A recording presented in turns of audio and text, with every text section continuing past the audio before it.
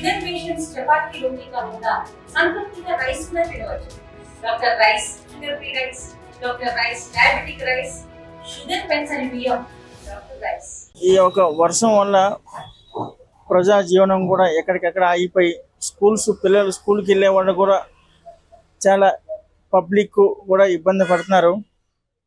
అలాగే ఏజెన్సీ ఏరియాలు ఉన్న మారుమూల ప్రాంతాల్లోకి ఏదైనా సిటీకి రావాలంటే వాళ్ళు ఒక ప్రాంతం నుంచి ఉదయాన్నే బయలుదేరాలంటే అనేక రకాల గడ్డలు, వాగులు, అన్ని బ్రిడ్జిలన్నీ పోయి దానివల్ల చాలా ఇబ్బంది పడుతున్నారు. 15 రోజులు బట్టి ఎవరు కూడా రోడ్డు మీద రాక, వ్యాపారాలు లేక చాలామంది వ్యాపారస్తులు, చిరు వ్యాపారస్తులు కూడా చాలా బాధపడుతున్నారు. కనీసం బిజినెస్ లేక ఇంతకుముందు 4-5 వేలు వ్యాపారం, ఇప్పుడు కనీసం 1000-500 కూడా వ్యాపారం అవ్వట్లేదు. చిరు వ్యాపారస్తులు చాలా బాధపడుతున్నారు. 20 రోజుల నుంచి విపరీతమైన వర్షాలు, వాగులు గడ్డలు పొంగి ప్రవహిస్తున్నాయి. జన సంచారం కూడా తిరగట్లేదు. అసలు ఎవరు రాకపోకలు స్తంభించిపోయినాయి. గడ్డలు వాగులు అన్నీ పొంగి పొరుగుతున్నాయి. తర్వాత రోడ్లు నిర్మాణం అవి కూడా పనిలో ఆగిపోయినాయి. విపరీతం వర్షాలు.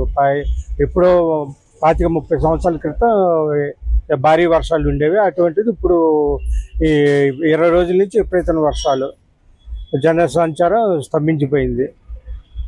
ఎవరో పొరుగురు నుంచి ఎవరో రాకపోకలు స్తంభించారు. వర్షాలు వ్యతిరేకమైన వర్షాలు పడిపోతుంది. ఎక్కడ పడితే అక్కడ స్టాక్ అయిపోవడం జరిగింది. ఎందుకంటే స్కూల్ పిల్లలు రావడానికి దారియే లేదు. చాలా ఇబ్బందికరం. ఎక్కడ మరి సంతలు కూడా అవ్వట్లేదు. పిల్లలు విషయంలో చాలా బాధపడుతున్నారు. కూరగాయలు తీసుకెళ్దామని అవ్వట్లేదు.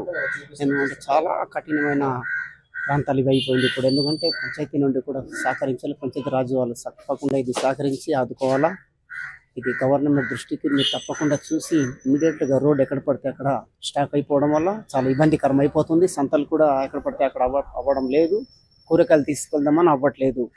ఇది మీరు గవర్నమెంట్ తప్పకుండా చర్య తీసుకోవాలని నాకు మనవి. అరకు సంత, శంకరమెట్టు, పెదబయలు, ఈ అరకు నియోజకవర్గంలో చాలా గందరగోళంగా ఉంది. ఎక్కడ నీళ్ళు అక్కడ స్టాక్ అయిపోవడం జరిగింది. చాలా బాధాకర విషయం. స్కూల్ పిల్లలు కూడా రావడం లేదు.